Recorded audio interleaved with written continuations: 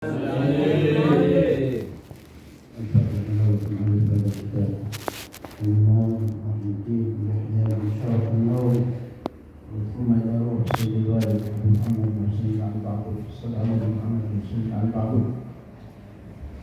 علينا من بركاتهم وصالهم وأموالهم وعلومهم ونفحاتهم في الدين الدنيا والآخرة على هذه النية وكلية صالحة دنيوية وأخروية بسر وأسرار الفاتحة. بسم الله الرحمن الرحيم.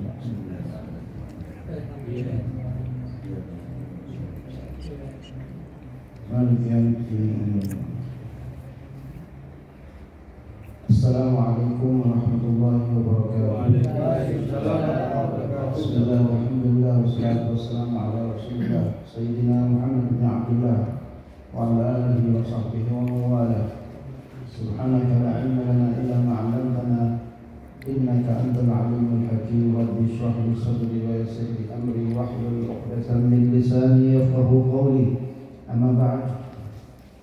Hadirin muslimin, Bapak yang insyaallah kita semua pada malam hari ini mendapatkan nazar dari Allah Subhanahu wa taala, mendapatkan pandangan dari Allah dan pandangan dari Nabi kita Muhammad sallallahu alaihi wasallam.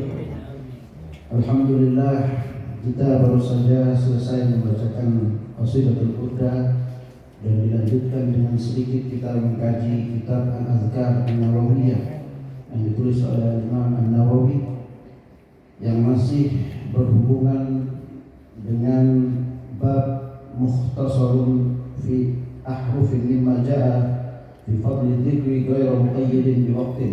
Zikir yang tidak terikat dengan waktu. Jadi zikir ini adalah salah satu sarana selain sholat. Sholat itu juga termasuk zikir. Membaca Al-Quran itu juga zikir. Nah, ini zikir dengan mengingat Allah Subhanahu wa taala dan dengan mengucapkannya dengan lisan.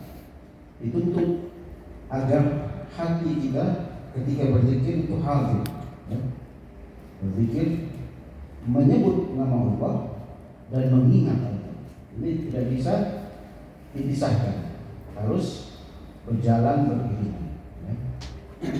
Ala bizikrillah tatma'innul qulub. Jadi zikir itu kan sudah saya jelaskan kemarin, bukan juga termasuk kita hadir majelis yang mengarahkan kita kepada Allah Subhanahu wa taala itu zikir. Itu zikir. Ke masjid itu zikir. Salat itu juga termasuk zikir. Jangan sampai kita salat tapi kita lupa sama Allah. Ingatan kita, kalau kita lupa wajar. Ketika kita lupa, ingat lagi kembali pada Allah Subhanahu wa taala. Kemarin hadir. Saya kemarin ambil sedikit pelajaran hadir Habib Umar itu. Masya Allah, luar biasa. Habib Umar punya kemuliaan, daya tarik beliau. Semua orang kepingin dekat dengan beliau. Saya sudah paling dekat tuh. Di bawah panggung, di depannya yang pagar itu di 4 pintu. Kayak saya hadir tidak bawa undangan itu, tidak bawa undangan. Itu yang masuk itu semua undangannya bupati. Yang masuk yang bisa dekat dengan Habib Umar. Itu sudah termasuk dekat. Tapi sudah begitu dekat, tidak bisa salaman dengan Habib Umar. Kenapa Habib Umar bisa mendapat kemuliaan yang begitu besar? Karena beliau dikatakan oleh muridnya itu seluruh gerak gerik beliau diamnya, bahkan diamnya itu mengikuti Nabi Muhammad SAW. Diamnya itu diam, apalagi berjalan, cara jalan beliau. Orang-orang yang bernisbat mengikuti Nabi Muhammad SAW pasti mendapatkan kemuliaan dari Allah Subhanahu wa taala. Itu saya ambil kesimpulan sedikit ya, menurut saya ada perasaan sedih ketika melihat orang-orang berebut bersalaman dengan Habib Umar ya, menginginkan berkahnya beliau. Saya melihat itu sedih karena apa? Bukan karena tidak bisa salaman, ya, bukan karena tidak bisa salaman, tapi saya memikirkan nasib kita nanti di hari kiamat itu bagaimana. Ketika Nabi kita Muhammad SAW itu pasti berjalan bersama para anbiya, para syuhada, para sholihin, dan dikawal oleh ribuan malaikat. Ya. Bagaimana nasib kita yang penuh dengan dosa ini? Untuk bisa dekat dengan Nabi itu misalnya kok agak mustahil. Ya. Ini sebagai pemicu kita supaya kita berusaha terus supaya kita dekat dengan Nabi Muhammad SAW. Rasa-rasanya kok tipis harapannya. Bisa lihat Nabi dari kejauhan saja, sudah beruntung. Ya. Apalagi kita bisa dekat dan mencium tangannya Nabi Muhammad SAW di telaga Haud. Ya. Ini luar biasa. Saya lihat juga orang-orang yang bernisbat, yang memuliakan Nabi Muhammad, ya. Seperti Pak Karno. Pak Karno itu kenapa makamnya itu bisa ramai diziarahi orang? Karena pada satu waktu ketika beliau berziarah ke Madinah, dia tanya dengan penguasa tempat itu, di mana makamnya Rasulullah? Ditanya, oh di situ di Masjid Nabawi. Pak Karno pergi dengan dikawal oleh penguasa kota Madinah waktu itu. Apa yang dilakukan Pak Karno? Itu begitu mau masuk di Masjid Nabawi, seluruh pangkat beliau dilepas dan beliau jalan merangkak menuju makamnya Rasulullah SAW. Karena beliau menghormati Nabi, itu makamnya beliau di Blitar itu sampai sekarang ramai diziarahi oleh orang. Jadi tinggal kita pilih, kita mau nggak dekat dengan Nabi Muhammad. Untuk kita orang-orang awam ini, cara yang paling gampang itu bersolawat dengan Rasulullah SAW. Syukur-syukur kita tahu ya riwayat-riwayat yang kita baca dari Nabi Muhammad SAW, kita amalkan sedikit-sedikit. Kita tahu Nabi bagaimana masuk ke masjid dengan kaki kanan, ya, minum dengan tangan kanan, ya. Itu sedikit tentang bagaimana mulianya Sayyidina Habib Umar bin Khattab. Mudah-mudahan kita semua mendapatkan keberkahan beliau dan keberkahan kita Muhammad SAW.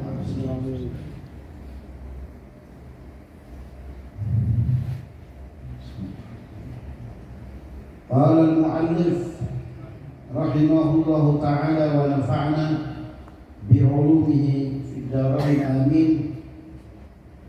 وروينا في صحيح مسلم أيضا, dan diriwayatkan di dalam kitab Sahih Muslim an Samurah bin Jundub atau bin Jandab, ya. Samurah bin Jundub ini adalah salah satu sahabat Nabi Muhammad SAW. Beliau ini terkenal suka berperang. Beliau ikut peperangan Uhud itu di umur beliau 15 tahun. Terkenal kejam, Samurah bin Jundub. Tapi di kalangan para ahli hadis seperti Al-Imam Al-Bukhari, Samurah meskipun dia kejam, beliau ini kejam, beliau termasuk salah satu perawi hadis Nabi Muhammad SAW yang paling adil, yang adil. Ya, syarat perawi hadis itu harus adil. Ya, kalau tidak adil, riwayatnya tidak kuat. Ya. Samurah bin Jundub. Beliau berkata, qala Rasulullah sallallahu alaihi wasallam, ahabbul kalami ila Allah ta'ala arba'un. 4 kalimat yang paling dicintai oleh Allah Subhanahu wa taala ada 4. Ya. Yang pertama adalah subhanallah, walhamdulillah, wa la ilaha illallah wallahu akbar. Ya, ini wirid ini juga ada di dalam sholat. Ya.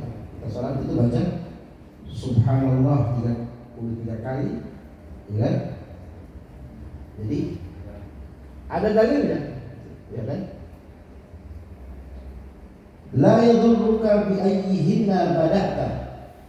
Tidak ada masalah dari kalimat mana kita akan memulai membacanya. Bisa kita baca dari walhamdulillah, ya. Ini untuk zikir yang tidak terikat dengan waktu, ya. Ini kata Nabi Muhammad SAW dalam Sahih Muslim adalah kalimat yang paling dicintai oleh Allah Subhanahu wa taala. Jadi zikir ini kenapa banyak Allah kasih? Karena manusia kita ini punya sifat yang bosan, suka bosan, ya kan? Makanya dikasih zikir yang banyak oleh Nabi Muhammad SAW. Jadi ini pembahasannya lain, ya. Nanti kalau sholawat ada pembahasannya sendiri. Ya. Zikir ini subhanallah itu ada babnya sendiri. 4 kalimat yang paling dicintai oleh Allah Subhanahu wa taala adalah subhanallah, walhamdulillah, wala ilaha illallah, wallahu akbar. Kita boleh mulai dari yang mana saja, dibalik bolak-balik diperbolehkan. Zikir ini mempunyai posisi yang sangat tinggi di sisi Allah Subhanahu wa taala. Ada sebuah cerita, ya. Cerita ini dari Ibrahim bin Adham. Kenal?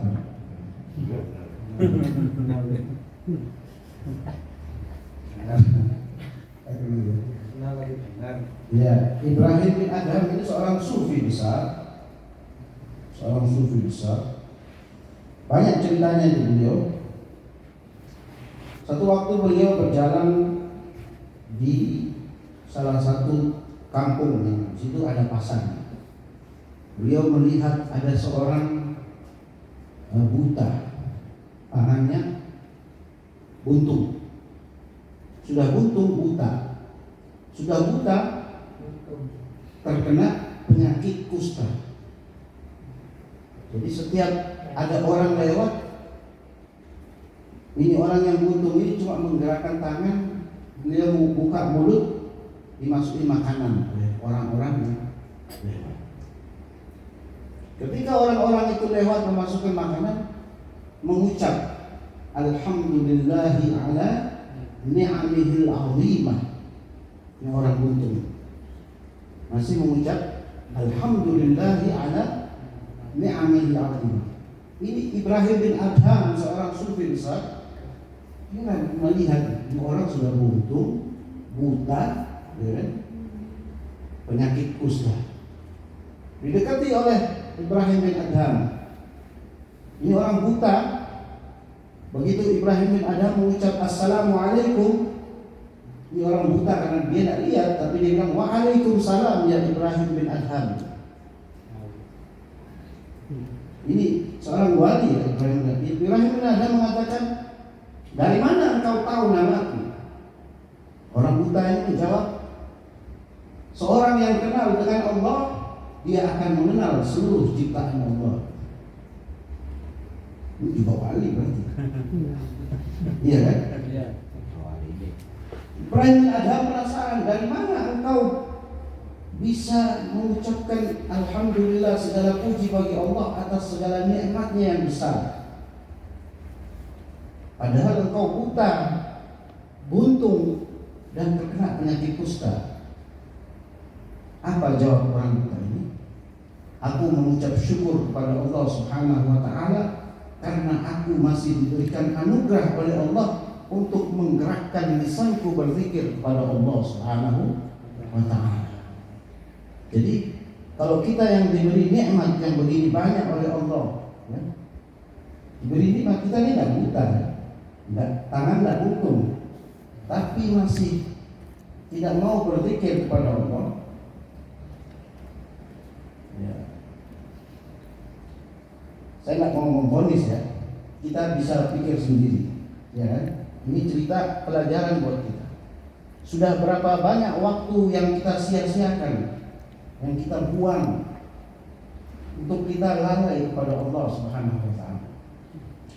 Alhamdulillah ini zikir ada dalam sholat sehingga kita baca. Nanti ada zikir-zikir lagi yang lain yang mungkin minimal 1 kali kita amalkan ya. Kalau kita tahu riwayatnya, kita amalkan 1 kali. Jadi seorang buta tadi, dia bersyukur kepada Allah karena lisannya masih digerakkan oleh Allah untuk mengucap syukur, berzikir kepada Allah Subhanahu wa taala. Lalu dilanjut di sini, wa rawaina fi sahih Muslimin an Abi Malik Al-Asy'ari radhiyallahu anhu qala Rasulullah sallallahu alaihi wasallam at-tuhuru syatrul iman walhamdulillahi tamla'ul mizan walhamdulillahi tamla'ani atau tamla'u ma bainas samawati wal ard. Masih tentang riwayat Sahih Muslim. Jadi Imam Muslim ini berguru kepada Al-Imam Bukhari. Imam Bukhari berguru kepada Al-Imam Ahmad. Al-Imam Ahmad berguru kepada Imam Syafi'i. Imam Syafi'i berguru kepada Al-Imam Nafi'. Imam Nafi' berguru kepada Al-Imam A'raj. Imam A'raj berguru kepada Abu Hurairah radhiyallahu anhu. Jadi itu silsilah sanadnya Imam Muslim ya, dekat ya. Dekat, tidak begitu jauh guru-gurunya. Dari Malik Al-Asy'ari, Rasulullah sallallahu alaihi wasallam bersabda, "At-tuhuru syatrul iman." Tuhur ini kalau artinya adalah bersuci dalam pengertian berwudu. Berwudu atau bersuci itu syatrul iman, separuh daripada keimanan. Kalau makanya ada kata ini at-tuhur, ini berarti pekerjaannya. Kalau at-tuhur pakai fathah ya, itu berarti tempat bersuci. As-sahur itu makanan yang kita makan pada saat sahur. Kalau as-suhur itu pekerjaannya. Ketika kita melakukan sahur namanya as-suhur. Jadi kalau ada yang bilang as-sahur itu kurang pas. Harusnya suhur. Suhur itu pekerjaannya. Kita melakukan sahur itu namanya suhur. Makan sahur itu suhur. Kalau sahur makanan yang kita makan pada saat sahur. Jadi sama seperti itu. Makanya bahasa Arab itu rumit. Satu harokat itu bisa berubah arti. Satu harokat berubah makna ya. Walhamdulillahi tamla'ul mizan, dan kalimat alhamdulillah itu memenuhi al-mizan, timbangannya Allah Subhanahu wa taala. Al-mizan itu konon katanya luasnya lebih luas daripada langit dan bumi. Jadi kita mengucapkan alhamdulillah itu pahalanya memenuhi langit dan bumi. Ya. Makanya ini kelihatan sepele ya, tapi besar di sisi Allah Subhanahu wa taala. Kita tahu ada seorang wali, Fudail bin Iyad ini. Saya tidak tahu udah cerita apa belum, tapi saya ceritain lagi deh, biar ingat ya. Karena ilmu itu harus diulang-ulang.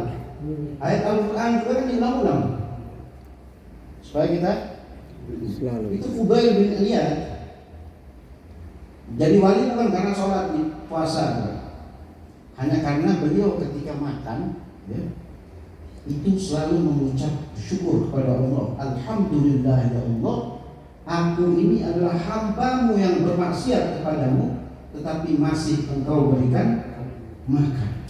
Jadi wali gara-gara itu. Ringan kalimatnya, tapi Coba kita praktekin. Berat ya. Jadi jujur aja deh. Ya kan? Kecuali kita sholat, alhamdulillah. Itu juga nggak sampai 33 kan? Ya Pak Torik ya? Kalau Pak Torik 100. Jadi kalimat alhamdulillah yang pendek itu bisa memenuhi mizan.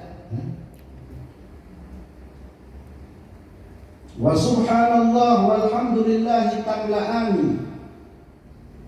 Ya, kalimat subhanallah dan alhamdulillah memenuhi timbangan ya Allah, dan kalimat alhamdulillah tadi yang pertama. Ya. Ini perkara pahala yang tidak kelihatan. Kan tidak kelihatan pahalanya.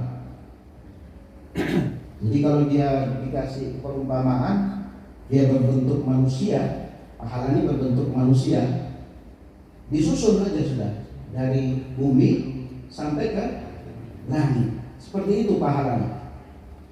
Seperti itu. Ya, pahalanya memang tidak diperlihatkan oleh Allah. Andai kata pahala sabar itu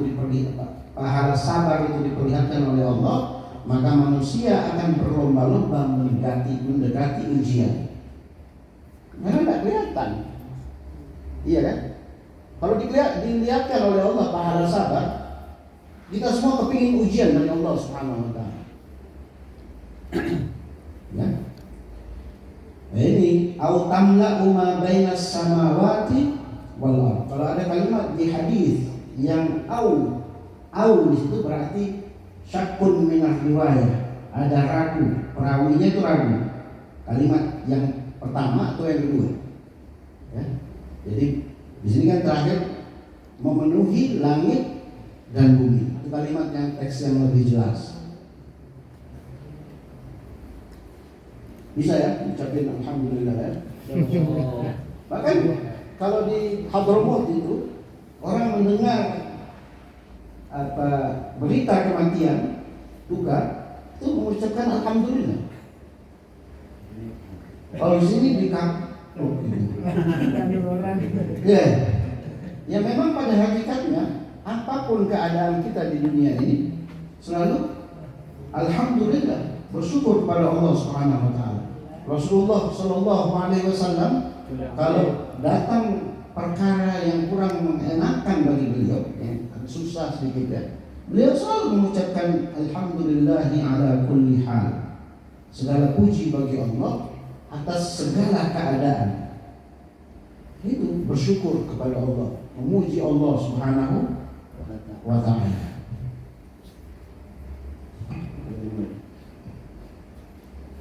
Sedikit lagi ya. Warwaina fihi aidan, dan diriwayatkan juga, maksudnya masih hadis Muslim ya.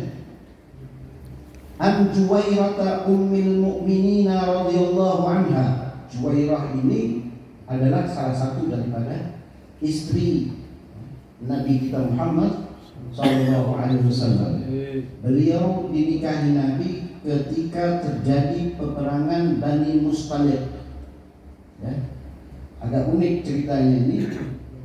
Ketika Juwairah terkenal sangat cantik. Ya. Ketika Juwairah ditawan sebagai tawanan perang, beliau meminta Nabi Muhammad SAW untuk melepaskan beliau beserta para tawanan yang lain. Tapi Rasulullah bukan saja membebaskan Juwairah, tapi juga menikahi beliau. Nah, setelah peperangan Bani Mustaliq ini ditulis di dalam sirah, sejarah, peperangan yang paling banyak mendatangkan keberkahan. Karena setelah peperangan ini Rasulullah nikah dengan Juwairah, banyak kerabat-kerabat dari Bani Mustaliq yang masuk ke dalam Islam. Salah satu Ummul Mukminin. Kenapa disebut Ummul Mukminin? Ibunya orang-orang beriman. semuanya, ibunya kita. Karena istri-istri Nabi setelah sepeninggal Nabi diharamkan untuk dinikahi. Hanya disebut Ummul Mukminin. Kalau ibu kan tidak boleh dinikahi.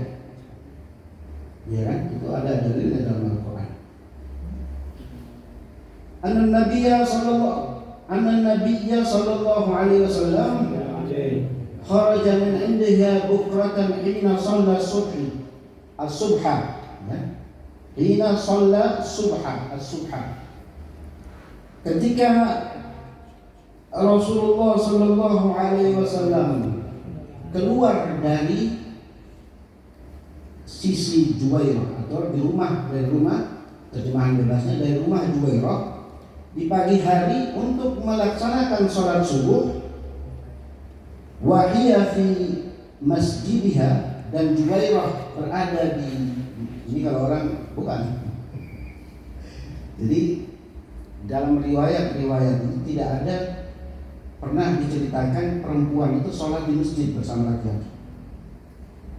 Ya.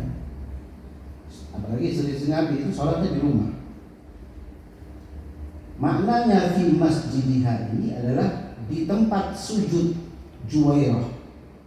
Jadi sebenarnya nama masjid itu tempat sujud, bukan tempat ya. Tempat kita sujud itu namanya masjid. Jadi Juwairah, waktu Nabi keluar, Juwairah sedang duduk di tempat sujud beliau, melaksanakan sholat, mau melaksanakan sholat. Thumma raja'a ba'da an adha. Kemudian Rasulullah SAW kembali ke rumah Juwairah di waktu sholat duha, berarti agak siang, ya kan?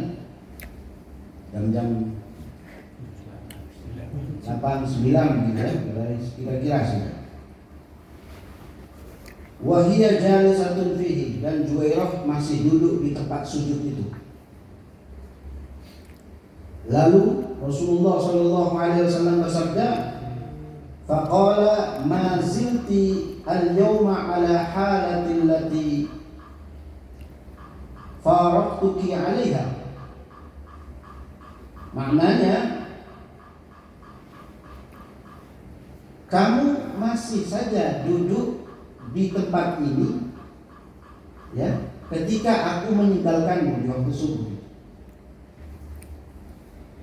Ini pertanyaan, apakah kamu masih duduk di tempat ini padahal saya sudah meninggalkan kamu dari waktu subuh itu? Lalu Juwairah menjawab, qalat na'am, iya ya Rasulullah. Lalu Rasulullah sallallahu alaihi wasallam faqala an-nabiy sallallahu alaihi wasallam, laqad qultu ba'diki arba'a kalimatin thalatha marratin law wuzinat bima qulti mundul yaumi lawazanatuhunna. Jadi Rasulullah sallallahu alaihi wasallam berkata, aku telah mengucapkan kalimat ya, subhan, kalimat yang pendek ya, 4 kalimat saja setelah ketika aku meninggalkanmu. Tetapi timbangannya itu lebih berat daripada apa yang kau ucapkan dari subuh sampai waktu duha. Jadi ada kalimat yang cuma 4 kalimat ya.